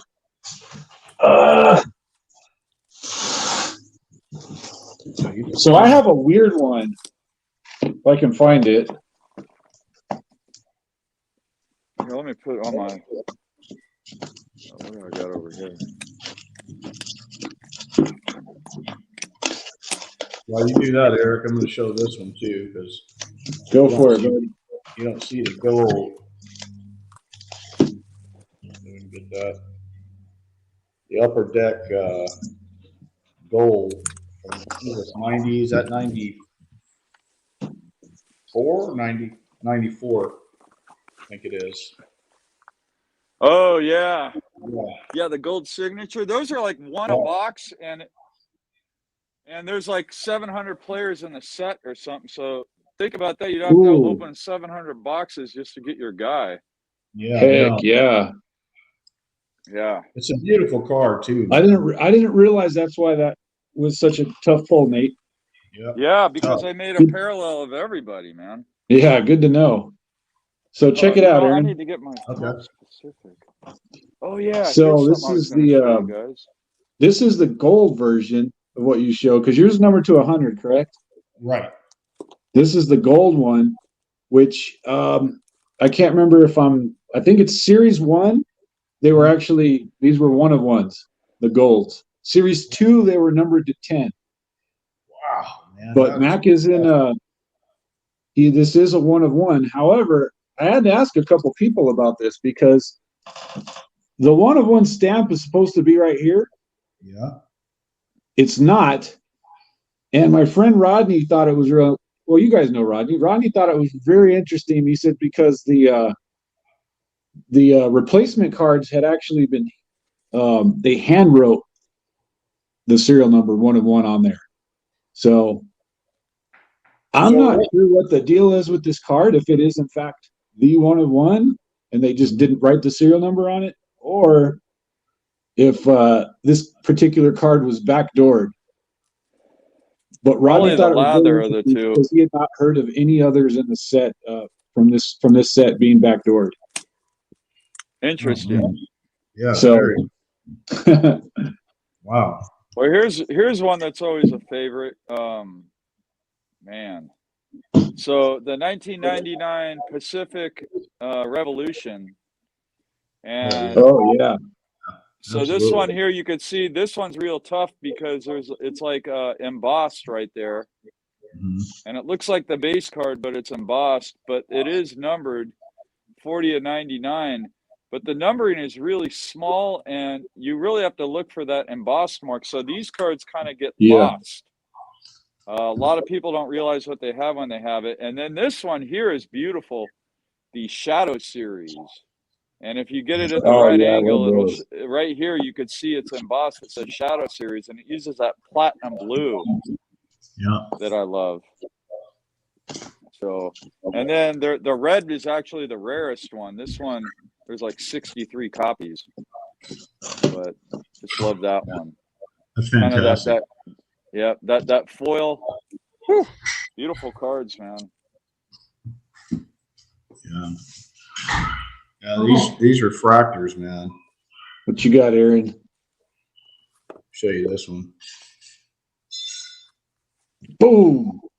Yeah, gold, man. All the 90s refractors are just beautiful, man. Heck yeah, they put a lot of effort into them. All that etching is just great, man. And then I'm going to show off another one that is tough to find. I don't know that you guys have these. Ooh, what it? It's another gold. Oh yeah. One's number. What year is that one, Aaron? That's like 06. I think it's okay. Oh, it's 06. 07 doesn't have etching. Yeah, 06. Ah, yeah. nice. See, Nate. I know 07 doesn't have etching. 06 does. That's how I knew it was slick. 06. Nice. But I want to show you this. So in 1998, Stadium Club put out a product called the Triumvirate. Oh yeah. And you got the luminous, illuminator, and luminescent. And these ones don't have it labeled, but I'm just going to show you guys. So oh man, these cards are so beautiful. This one has like a refractor technology.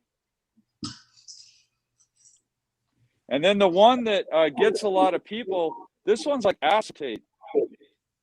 And then when you look at the back, when you look at the back, I guess on this one, the stamp is in the same spot. Yeah, but I can see his, I can see Bond's silhouette. Yeah. Anyway. And that is cool, man. Yeah. And it's refractive on both sides as well. Yeah, yeah. But these ones, when I got the last one I needed, it was this one. The seller didn't know. He thought it was the base card that doesn't have the refractor technology. But I could tell it looked a little different. And so I took a chance, and it's just impossible to find this card right here. I mean, a lot of player collectors don't have it because they didn't label them as luminous, illuminator, and luminescent in 1998. So you really got to know your stuff to be able to identify them. Nate, I would like, I'm not an expert, but I'd like to say that I know a good amount about 90s cards, and I still can't get those three right, man. Yeah.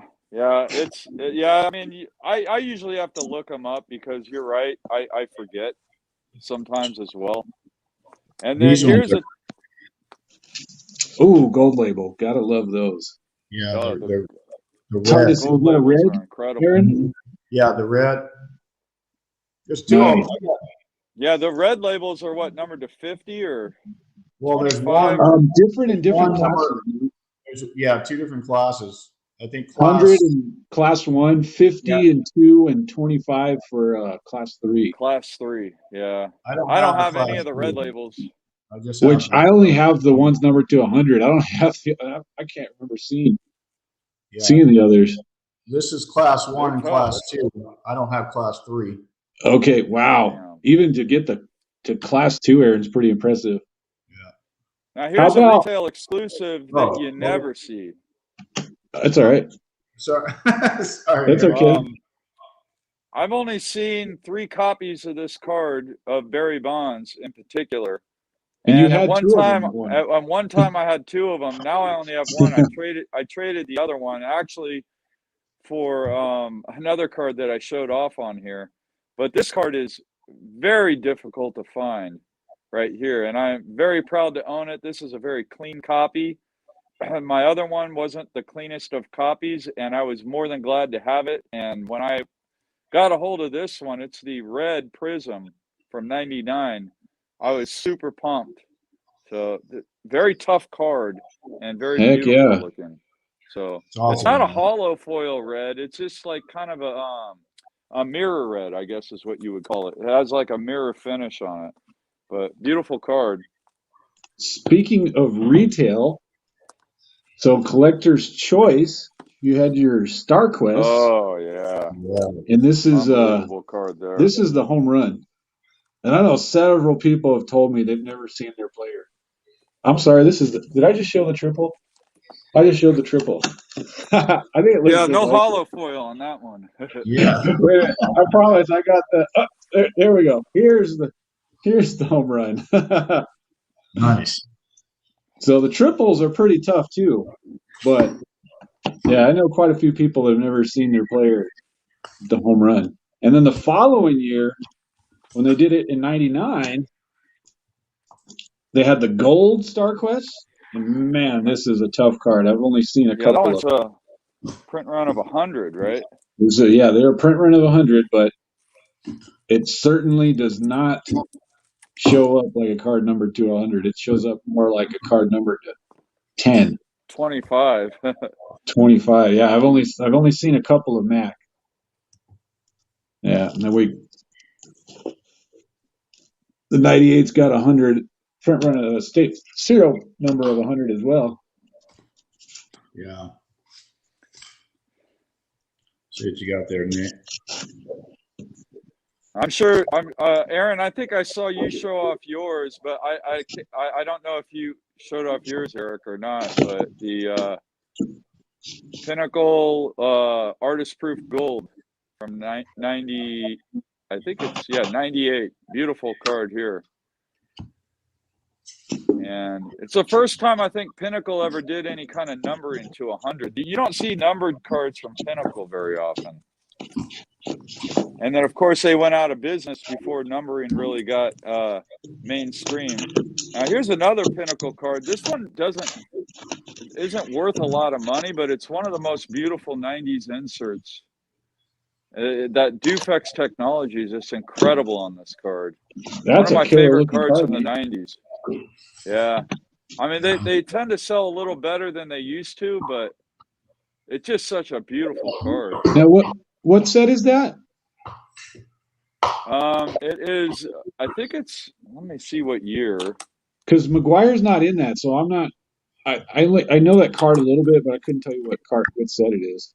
Yeah, so it's called Keeping the Pace, and it's from 97 Pinnacle. Okay. Yeah, 97 was a great year. I think that's when they really starting to make their best cards. Here's another one too, the Beauty Choice Reserve. Ooh. Oh, that card. Here we go, Aaron. Can't get it in there, but see if I can get there. I see it a little bit. Yeah, let me show a few upper deck cards. Oh man, that card is so sick. I need to get the bonds of that one. I don't have it yet. Yeah, you sure do, Nate. Yep, I know, man. I really do need to. Now, here's one I got recently, and I'm really glad I picked it up. The Power Rally die cut. Oh, yeah. And I remember when I got this card in the mail, I was like super stoked because it has that foil finish, and the other card, the regular card in the set, does not. And so that card's pretty cool. And then this one, someone was asking about it. They saw it laying out on my table. Oh, man. But the Forte Red from, I believe, 98, maybe 97 upper deck. I can't remember what year. But this is the red triple, and then there's one numbered to 10, the purple. And the green's numbered to 2000, and then the blue is unnumbered. And then this one here, Upper Deck Victory. I know there's a gold version of this card, but this card is just unbelievable. What's up, Xavier?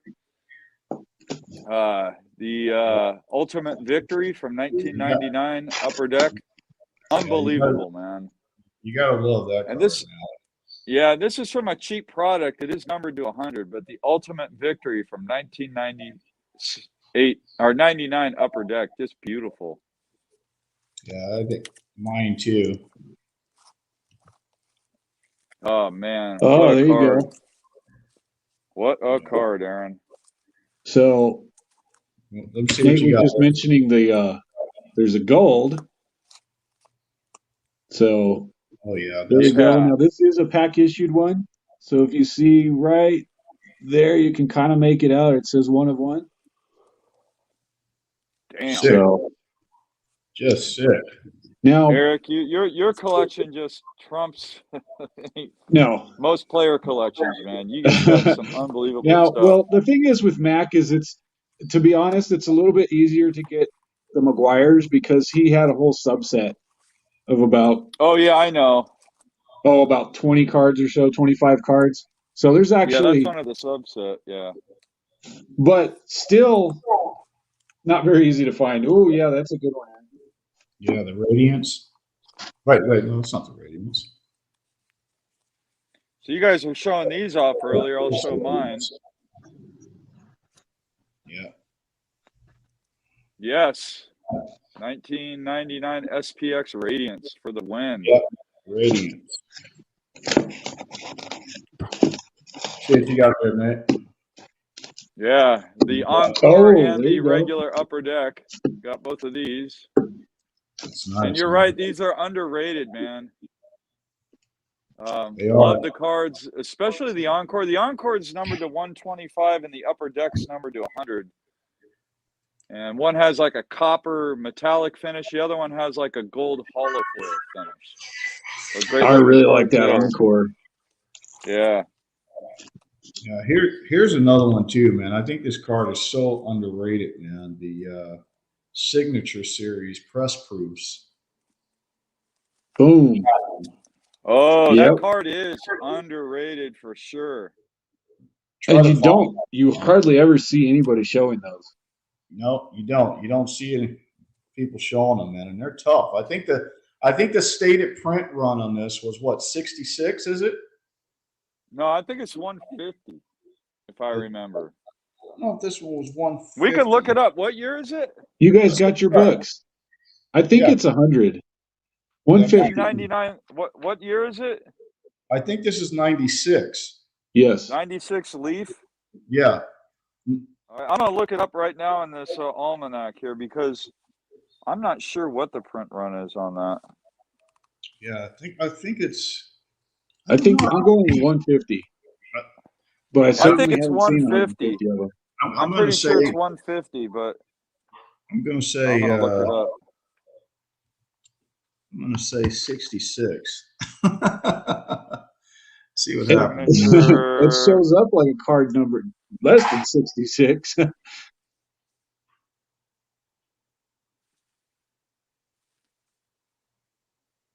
150 of each card. Nice. Total production of platinum press proofs was 150 of each card. Yeah, so it is 150. Nice. Beautiful, beautiful card, man. Yeah. I know Bonds is in this, right?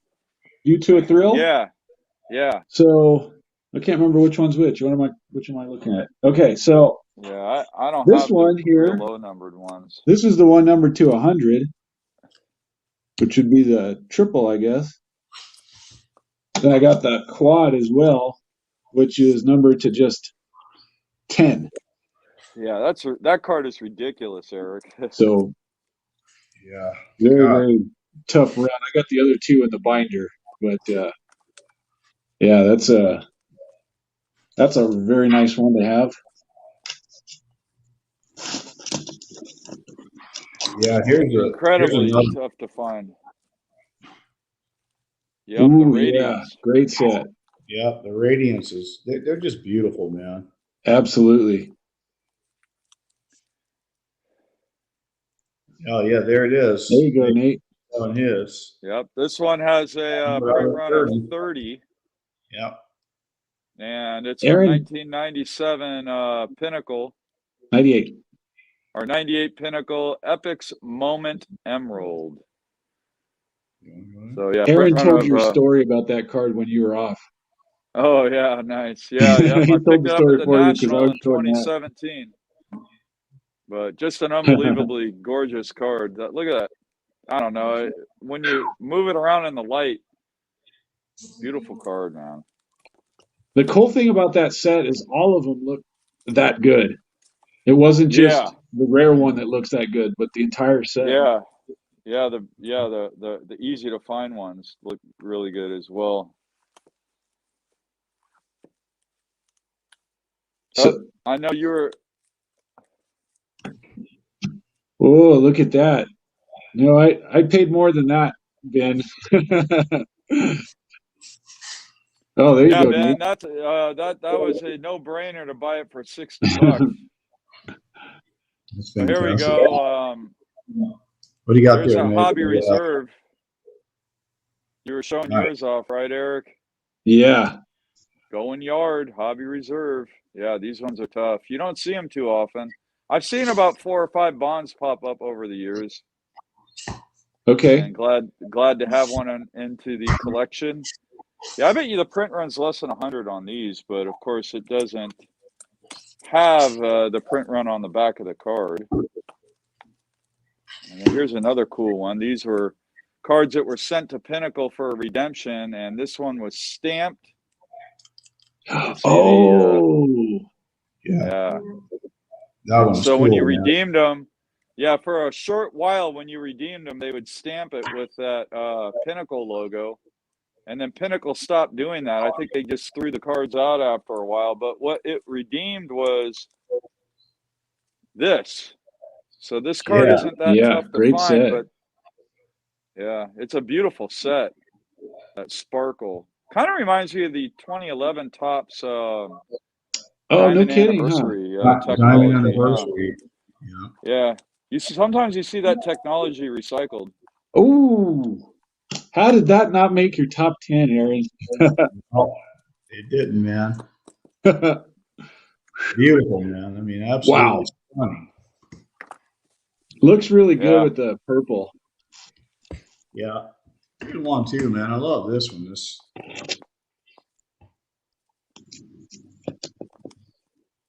Oh, that's what year finest is that? 5, 6? 07, I think it is. Is it 7? 06. I don't know my mid 2000s as well. Yeah, 2006 Superfractor.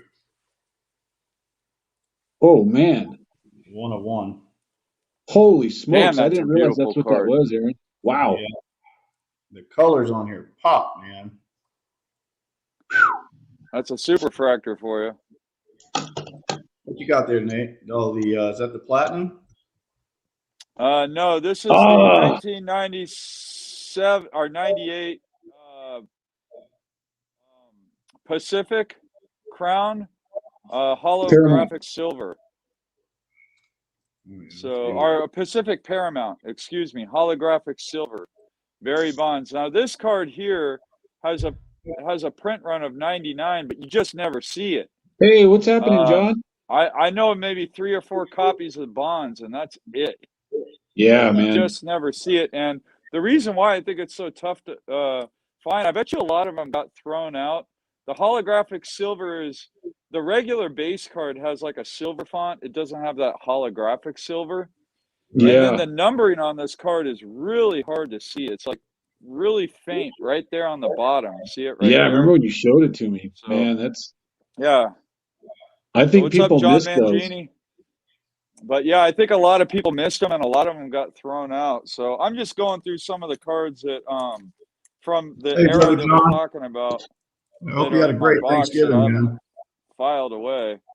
But here we go. Also, I was showing off the Encores. Oh man, Eric. Yeah. So 1998 SPX.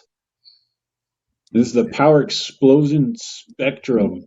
So is that one numbered to like 50 or something? Numbered to 50, yeah. Tough card, man. Awesome, man. Yeah, that I can't recall. I can't recall seeing another copy of that one, but I may possibly. Yeah, that's the newest addition to your collection, Nate. Yeah. Oh yeah, I love that one. Slip through the. Yeah, this card is just that. I love that the background with the gold holo foil. Encore, Homer, Odyssey. Beautiful, man. Just beautiful. Yeah. That's another example where the subset card kind of trumps the flagship card for the set. Boom. Is that the Atomic, Aaron? Yeah, the 99 Atomic. Yeah. Yeah. Man, these cards are beautiful, man. Holy cow. Yeah, I like that set a lot. Yeah, those Atomics are beautiful. Yeah, they are. So here's another new Ooh. edition. I was absolutely thrilled to get. It's from Upper Deck MVP 1999. And what makes this card so awesome is it's from a product that was an entry-level cheap product. And to have a card numbered to 99 from the 90s from an entry-level cheap product, you just don't see them.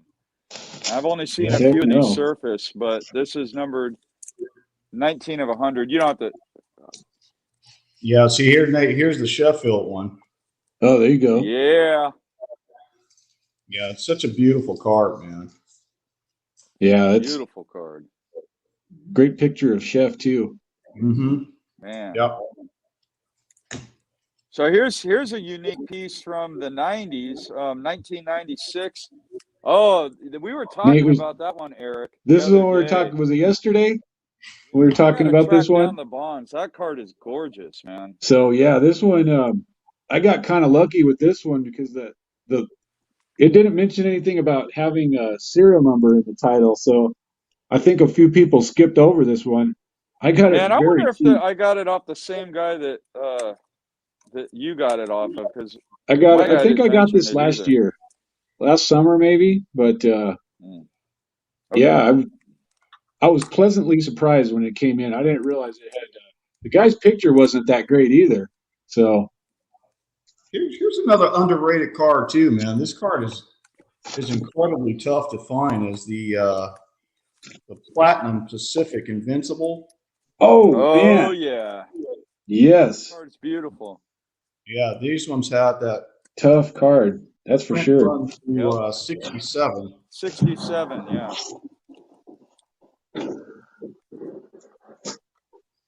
Beautiful, beautiful card, man. So here's something I'm real thrilled that I recently added into the collection.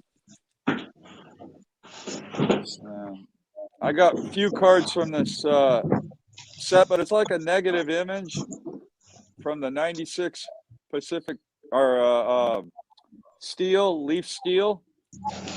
There's the back of it, but these are proofs in the production of the cards, but just wanted to show one of them off. I got a few of these, but that I think this is a pretty cool piece right here as well. Yeah, that looks cool. Pretty sweet, Nate. Yeah, like a white background. Maybe it looks better with the there we go. Yeah. Yeah, those are cool. It's really cool. Like, yeah, that's the best way to show it is through the white cardboard on the background. Let this light shine through it. But cool card there. Love this shot too, man. Some more of those platinums. Yeah, the platinums are good cards, man. This one's short printed to 55. Yeah, that's a good one. Yeah, buddy. Aaron, I'm curious to see if you got this one. I know this is definitely one of Nate's favorite cards. No, I don't have it. Oh, is Chef in that set? Right off the back, man. I don't own it. I'm sorry? I don't own it. No? Let me highlight. Yeah, this is Molten Metal Fusion Titanium. Yep. And now this card sold recently at auction. Maybe 6 months ago or so. It was almost $1,000. I couldn't believe it. Yeah. For the Mcguire? Yeah. So that was at auction. So it was I was pretty shocked because I remember when I got my copy, I kind of felt like I was paying too much for it, but turns out no. Yeah. Turns out you got a great deal. I did well. Ooh, yeah, there you go, Aaron. Man, those are sweet looking. Man, those look great with the black borders on those mags. On there, that lighting. Oh yeah, that platinum medallion. Let's see if I can turn the light over just a little bit. Yeah, there you go. You can kind of see it better now. They're beautiful, man.